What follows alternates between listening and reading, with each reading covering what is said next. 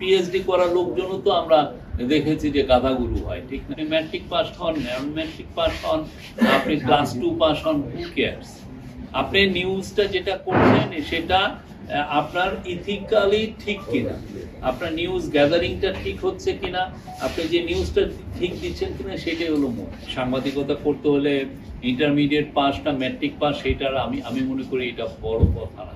কথা হচ্ছে আপনি সাংবাদিকতার যেগুলো ইথিক্স সেটা আপনি জানেন কিনা, এটা হলো মূল।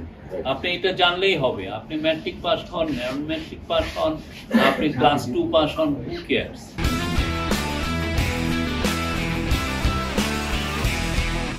এই কিছু কিছু লোকের আছে দেখবেন যে না, এটার ক্ষেত্রে ম্যাট্রিক বিএ পাস হতে হবে, এগুলো বলে দেয়। মানে বিএ পাস যারা পিএইচডি করা লোকজনও তো আমরা দেখেছি যে গাধাগুরু হয়, ঠিক না? এটা তো ইয়ে না। আপনার মূল জিনিস হচ্ছে যে আপনি জার্নালিজম যেটা করছেন সেটা যেগুলো নিয়ম কানুন সেগুলো আপনি জানেন কিনা, ইথিক্স গুলো আপনি জানেন কিনা।